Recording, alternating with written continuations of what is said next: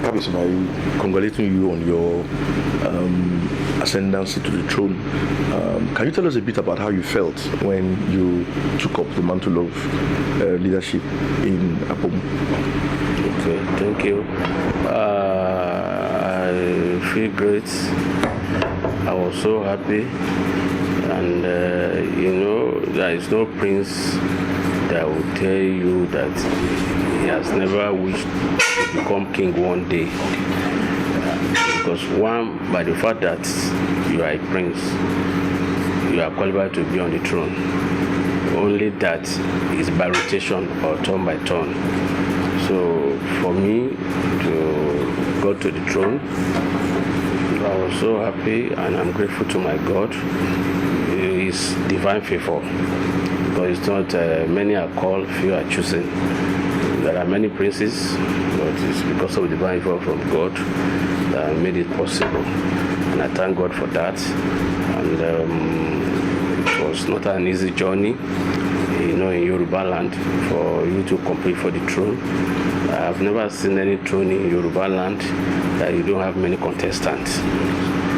Because it's an ancestral position, and it also have spiritual connotation. So because of that, even people that naturally they know they don't stand any chance will always show interest because it's their birthright. So the job is only left to the kingmakers and the people of the town to select and pick the most suitable. So I thank God that I was selected, and the government ratified the selection, and eventually I was announced as the king. So it was my happiest moment in life. I'm grateful to God, and now, since I've been favored divinely by God Almighty, so the only obligation left for me now is to dedicate the rest of my life to service to humanity. Are there major things you plan to do as the Kabisi? In fact, so many things that I have in mind, because even much is expected of me, maybe because of my background, my exposure, the type of friends that I keep, and the standard I've set for myself. So, but to summarize it, I see my position as a give back to my community. Number one, I want to help the poor. I want to help the elderly, those that are weak, the vulnerable people. I want to make sure that those that are brilliant and want to school, but due to lack of fund or one thing or the other, I want to make sure I start a foundation that will cater for their needs, and the elderly that have been neglected in our society, I want to gather them together. I want to take care of their needs, like feeding, clothing, health, and some other things that will make life better and fulfilling for them. So, by the grace of God, with the help of my friends and people of like mind and eminent indigenous of my town, I believe that by the time I start this project, they will rally around me and give me the necessary support. Because actually, the essence of kingship or being a ruler is to improve the quality of life of people that are under you. Because more or less, you are chosen by God to give succor to those that are carrying burden. And that's actually what is in my mind. I will give scholarship. I will help WAEC or JAMB or any establishment fees for those that cannot afford it. Those that are supposed to be in school maybe for lack of fund. So I want to put them back to school. And I want to make sure that in terms of infrastructure, that my community is not lagging behind. So I've started talking to people. I've interacted with my friends, both within and outside my community, how to make a difference. Because because without that I won't be happy. But I must be reason for my people to have said it's me they wanted. It's because they believe I have the capacity, and because they believe that I have the reach to make a difference in their life. And I've started working on that. So we have so many problems. We have a social deficit, bad road, lack of potable water, open defecation, and so many other things. So I've gone around the town, I've identified all those gray areas, and by the time we are now ready, with the little I have and support of people of like mind, we'll commence work. So I see that's call to duty. So can you tell us a bit about Apomu? What's the significance of Apomu? Apomu is an ancient town. It is an important town in Yoruba land, and Yoruba history is not complete without the mention of Apomu. Apomu is as old as Oyo Empire,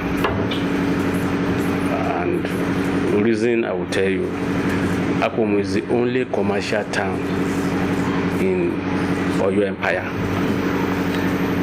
If I want to compare it, I would say it's like what Lagos is to Nigeria. So Apomu is the only commercial town in Yoruba land. That's where people of all ethnicity come to trade. The Jebus, the Jeshas, the Oyo, and the Ife. I'm sure you must have heard about the saying that lawyer Onibodi Apomu and a lawyer Onibodi Apomu and a Kedaye Asa Apomu. What they were referring to as Asa is gunpowder. In those days, there are few towns in Yoruba land. After Ife, the next settlement you will see is Owu. They call it Owu Ipole. After Owu Ipole is Apomu. After Apomu, you have the Jebus. So I won't mention other towns, but those are the towns on ground after that period in time. So the Jebu, because of their closeness to the sea, so they interacted with the white people. So they are the first contact with the white people, so they will exchange slaves for whatever they bring, like gunpowder, weapon, mirror, and some other trading articles. So they will bring it to Apomu market. So when they take it to Apomu market, they will exchange it for slaves, and they will bring the slaves to the sea for the white men. So all major military power in those days, they like to control Apomu market. And not for another reason, because of the market being lucrative. And when you control the market, it means you control the resources. So the shore, the Owus, so all of them, they are interested in Apomu market.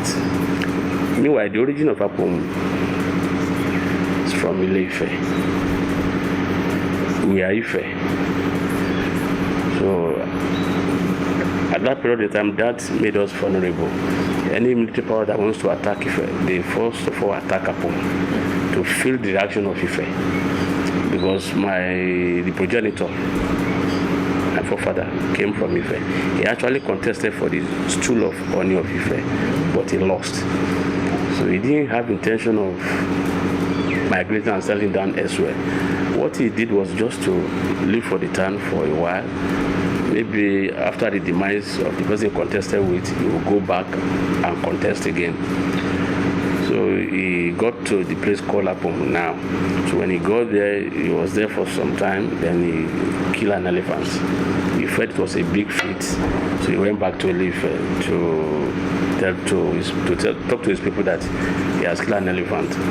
So, and the people of Ife, they were afraid that the man that contested for this stool and he lost because he was not voted for, he was just trying to deceive us, take us away from town and kill all of us. So they refused from accompanying to the site where he killed an elephant. But you know, there's this thing that blood is thicker than water. He has two siblings, Olaremilekun and Atoyebi. So the two of them were his younger brother. So they followed it to Apomu. By the time they got to Apomu, they were there for a while.